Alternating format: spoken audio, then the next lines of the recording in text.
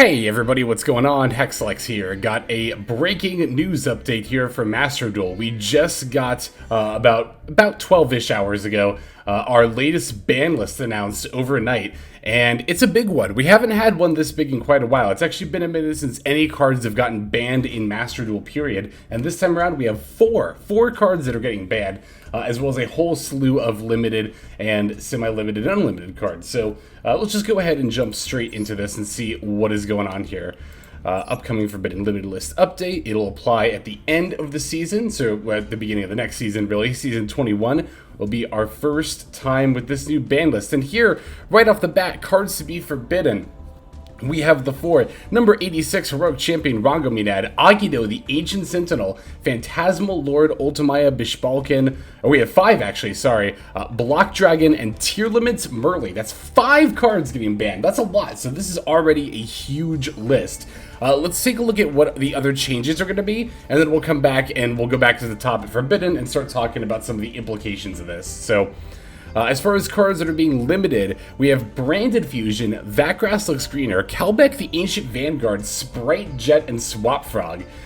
For cards to be semi-limited, Blaster, Dragon Ruler of Infernos, Pot of Extravagance, and Lustre Pendulum, the Draco Slayer. And then finally, cards whose limitations are being completely lifted are Nadir Servant, Ancient Fairy Dragon, and Girisu the Orcust Mech Knight. Alright, wow, huge stuff. Let's talk about the cards that are getting banned first, cards that are being forbidden. Right off the bat, number 86 Heroic Champion Rangominad and Phantasmal Lord Ultimile Bishbalkin. I don't think anybody is sad about seeing either of these cards go. If you don't recognize either of these cards, one, you're lucky. And two, they're both just kind of part of like, well, okay, so Bishbalkin is part of an FTK strategy. You've probably seen it. It's the big level 12 synchro that puts a bunch of tokens on either player's field. And then Rangominad is the Xyz monster that's one that gets cheated out with like numbers eval, and they play Salesman, and they basically have a Towers monster that you cannot do anything about, and you cannot summon while it's on the field for the entire duel. So I don't think really anybody's going to be crying over these cards leaving. I know I'm definitely not sad about seeing either of those cards go. It's totally fine. Those cards can definitely go. Block Dragon, kind of like the other two, is a card that's often complained about and a lot of duelists have thought needs to be banned.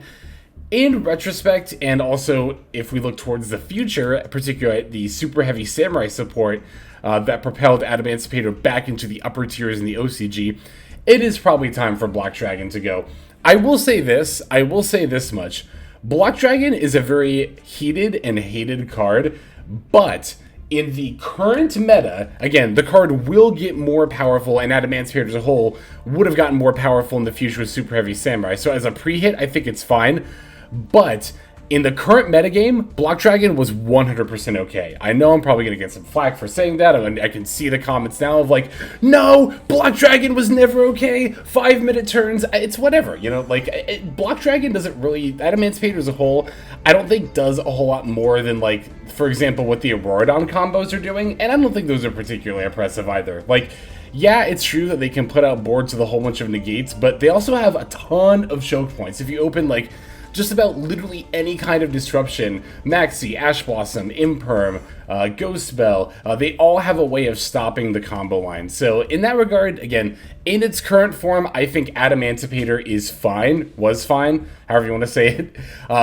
If it weren't for super heavy samurai support coming out in the future, I actually don't think this ban would be warranted.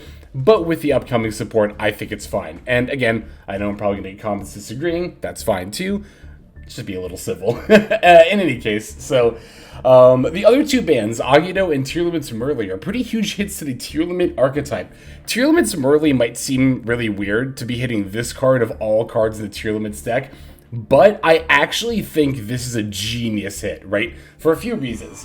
One is that the card is used as a level 2 kind of, I guess, piece of... It's basically the card that activates Sprite Elf and Sprite Sprint in the deck, right? Without Merly, those two cards, which are very powerful, are no longer really worth using in the deck because Elf is no longer able to bring back the Merly to get mills on the opponent's turn, nor is Sprint able to get a guaranteed fusion summon by dumping the Merly. So those two cards, which were very powerful in Tier Limits, are now also effectively banned for that deck. They're just not that good anymore. Two, this also prevents the kick close into melee play, milling 8 and feeling great. We're no longer going to be able to do that. Same, if we had the Scream Buck milling 11 and being in heaven, we're no longer in heaven. So, yeah, that line is no longer a thing. That's like not a thing you can do. Like, of course, you can still use kick close's effects, but you're only getting 5, sometimes 8 mills instead of 8, sometimes 11. So, of course, on top of that, it also is less fusers. It's not only less fusers overall, but it's one less fuser name, too. Which means now, instead of fusing 3 times per turn, tier limits can only fuse a maximum of 2 times per turn with Havnus and Shiren.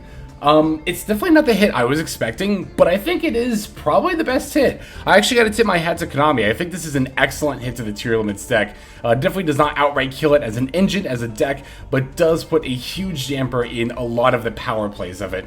Agido, similarly being banned. Finally, we're seeing one of the Ishizu cards get banned. I'm not a fan of the Ishizu cards at all. I think they should all go, honestly. Even the shufflers. Like, a lot of people be like, oh, the millers can go, but the shufflers are fine. I think the shufflers are honestly, like, more powerful than the millers. That sounds kind of weird, but the shufflers are just, like, good proactive or reactive disruption, as opposed to the millers, which are more, like, proactive, setting up your graveyard, so on and so forth. We saw Kelbeck going to 1 as well, so that's 2 less millers overall for the deck, which I think is fine. If the deck only has 1 Kelbeck and then 1 of each shuffler, I think that's a lot more fair than even what they had before, honestly. So, all in all, I think these are all good hits. Again, I would be a bit more hesitant to say that about Block Dragon, were it not for future support coming out. But all things considered, I think that these are all 5 great bans.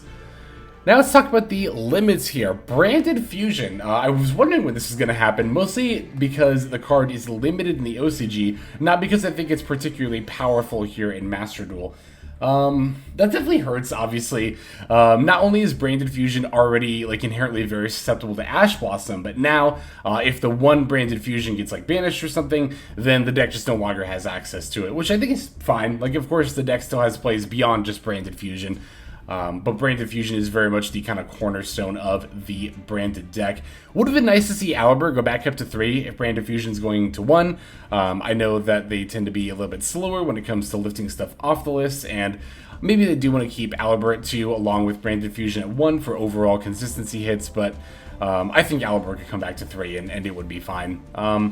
I don't necessarily disagree with Branded Fusion to 1. It's a very, very powerful card. It is kind of the cornerstone of the archetype, but it's kind of like Block Dragon in that way, where Branded Fusion isn't doing anything incredibly unfair right now, but they're going to be getting more support in the future, and Branded Fusion is just, in a vacuum, a very powerful card. So I don't necessarily disagree with this hit. Same with that Grass Looks Greener. I honestly think this hit's kind of irrelevant. That might sound really weird, right? It's well, now they only have, one grass card, the 60-card decks do, but it's 60-card decks were never reliant on drawing one of the 2 grasses to get their combo off, right? If you needed grass for your 60-card deck to function, you did not have a good 60-card deck. And in that regard, I kind of think this hit will not really impact 60-card decks that much. You'll probably see fewer of them on the ladder, that's for sure, but all in all, as far as their overall power level, I think they're going to be about the same. I don't really think they're going to get any worse. Except, of course, for tier limits, 60-card piles also losing Merly, and branded 60-card piles losing a Branded Fusion, so on and so forth. But as a whole, as a concept, 60 cards, I think is still fine with even 1 grass. Kelbeck, I feel very similarly to Agido. It's 1 less copy. It's fine. I actually like that Kelbeck is the one that's sticking around and not Agido, just because it has function as a hand trap as well. Otherwise, Agido just kind of... I can bring stuff back sometimes, but its effect isn't really relevant ever. So, yeah, I think Kelbeck to 1 is totally fine. Sprite Jet, this is fine. As much as I hate this because I love sprites, I really don't like only 1 Jet now. But I do think it's fine, and I think it's warranted too, right? If tier limits are going to get hit as hard as they are, with Merly and the Millers getting hit there, then in order to stop Sprite from just being the obvious best deck, they need to have taken some kind of a hit. And I think Sprite Jet to 1 is fair, so is Swap Frog to 1. I kind of don't like Swap Frog to 1. I think, if anything, at this point, you should just take a page out of TCG's book and just ban Ronin and keep Swap Frog at 3. We could even have Totally Awesome back if Ronan got banned.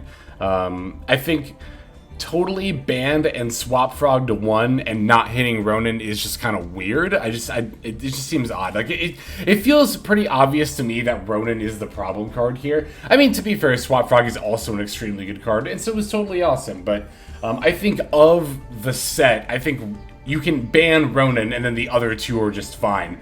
So I think it's kind of weird that we would keep Ronan around and then hit the other two. That's just kind of where I'm coming from with that. All in all, I don't disagree with any of these limits. Again, I am sad about Sprite Jet personally, but yeah, we'll go on. Life goes on.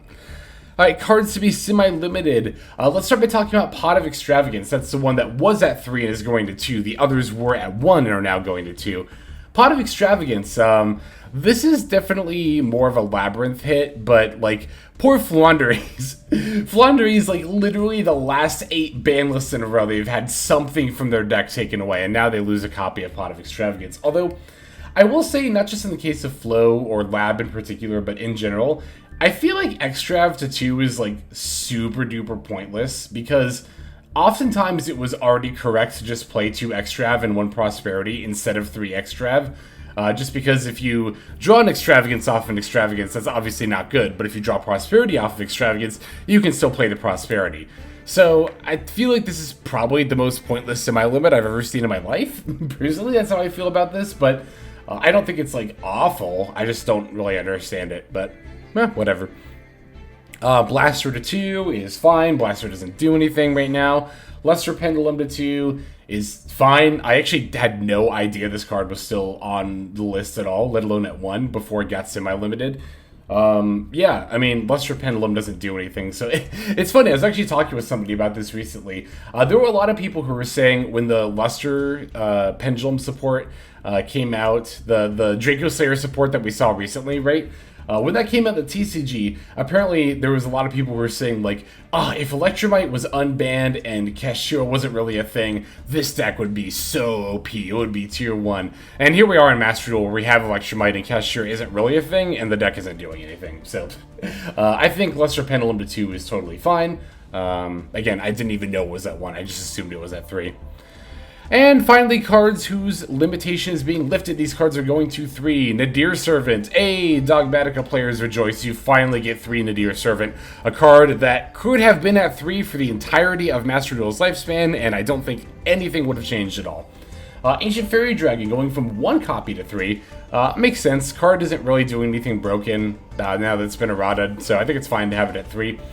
And then finally, Gearsu, the Orcus Mechanite. This is actually pretty huge for Orcus, just like last time when it went from 1 to 2. Getting more copies of this card is a huge boost to that deck's power. And, you know, everything that made that deck super OP back in Master Duel 4 is, like, either banned or, you know, by virtue of it now being Master Duel 5, not nearly as OP. So yeah, Orcus can have another tool. That's fine. All in all, I think this ban list is pretty good. They hit a lot of cards that were very much complained about. The Wangaminad, the Bishbalkin, and the Block Dragon. Tearlament's got the hit that I think they do deserve. And again, the Murtley hit I think is kind of genius. And I didn't see it coming, but I definitely welcome it. Same with the Millers getting hit. I don't think that's genius. I think that's just a given. But definitely a welcome sight there. And then, yeah, like I said, I think everything else here is pretty good. I am sad about Sprite Jet going to 1, but that's just a very personal bias. I think as an overall balancing for the health of the game, that is completely fine. So definitely let me know what you think of the hits here on this Forbidden Limited list in the comment section below. I'd be very interested to hear from all of you. But that's all I got for this one. Without further ado, let's just move now to our outro. Alright everybody, thank you so much for watching all the way to the very end of the video like this. That means a whole lot to me. Not just personally, but it's also a great way of supporting the channel as well. If you're interested in supporting the channel in other means, you can of course feel free to comment and or subscribe right here on YouTube. I'm always looking to the comments section. You guys leave some pretty awesome feedback as far as like constructive criticism goes when it comes to deck building, gameplay, channel content, all that stuff. So feel free to leave your opinion down there. I will be sure to take a look at that there. And then subscribing is going to be the best way to get notifications of when these videos drop. That does happen every day, by the way, so if you're looking for daily Master Duel content, you've come to the right place. And there are more places where you can get some daily Master Duel content. If you check out the description below, follow the top link over to my Patreon page. There for just $5 a month, which is as much as you pay for a booster pack. You'll find a lot more value than a pack full of filler over there. We've got some previews for content upcoming here on the channel. We've got some exclusive games that are only posted over on Patreon over there. We've got some Q&As, and then you can also have your name featured in this lovely credit sequence where I thank all of the people who are helping contribute over there on Patreon. It's a huge support to the channel, and it really means a lot as well. So thank you everyone who is donating that is featured here on screen. And again, you know, it's not just a pure donation, you do get some more daily Master Duel content over there just for being a part of the Patreon. But I think that's about all the time that I have for today's video. Once again, I just want to thank you so very much for sticking all the way to the end of the video. Again, it just means a lot, as I do put a decent amount of work into getting these videos out every single day. But that's about all the time that I've got for now, so without further ado, this is XLex. I'm signing out, and I hope you have a fantastic day.